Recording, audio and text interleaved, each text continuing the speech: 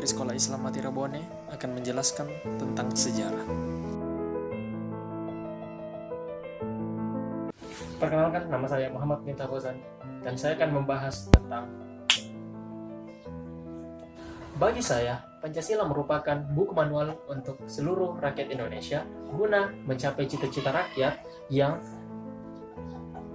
dan saya akan memberikan contoh seberapa luas Indonesia.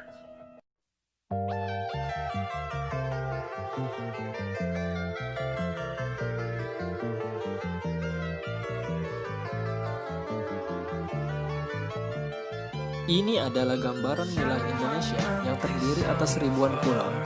Ini menunjukkan bahwa Indonesia adalah negara yang sangat luas. Setiap pulau didiami oleh masyarakat yang sangat beragam, baik itu keberagaman etnis, budaya, maupun kepercayaan.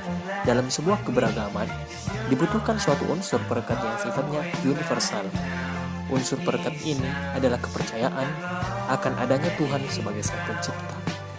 Jika kita sepakat dan yakin adanya Tuhan, maka kita akan saling menghormati keberagaman, karena keberagaman terjadi atas dasar keinginan Tuhan.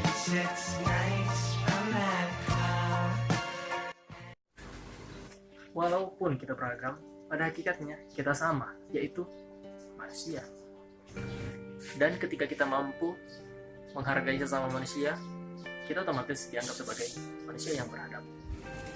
Ketika kita tidak lagi rasis, maka akan terjadi persatuan.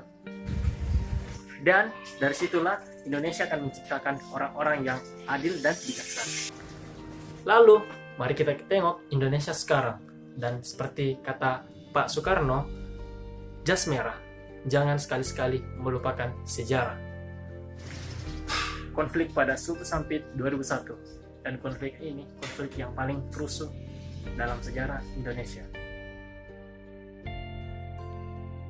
Penyebab konflik ini diduga akibat adanya warga Dayak yang dibantai oleh warga Madura yang menetap di sana.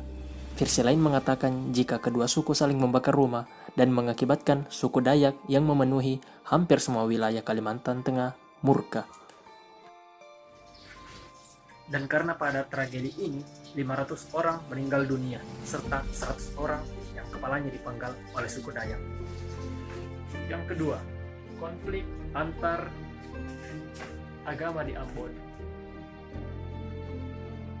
1 tahun pasca reformasi, Indonesia kembali menjadi perhatian. Hal ini dikarenakan adanya konflik agama yang terjadi di Ambon sekitar tahun 1999. Konflik ini akhirnya meluas dan menjadi kerusuhan buruk antara agama Islam dan Kristen yang berakhir dengan banyaknya orang meninggal dunia. Orang-orang dari kelompok Islam dan Kristen saling serang dan berusaha menunjukkan kekuatannya. Dan yang terakhir, konflik antar agama di tahun 2000-an.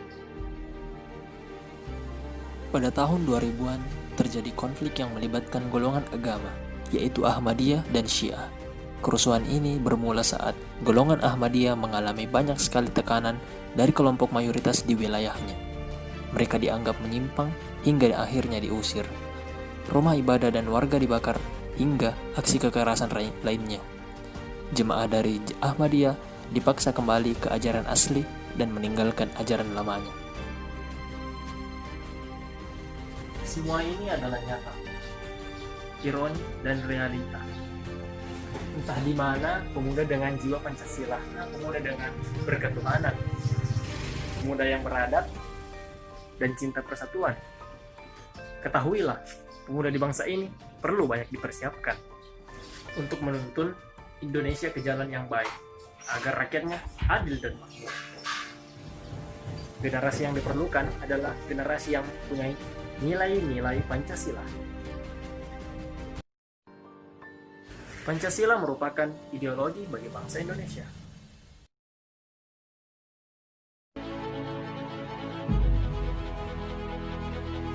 Mari menjadi pemuda Pancasila.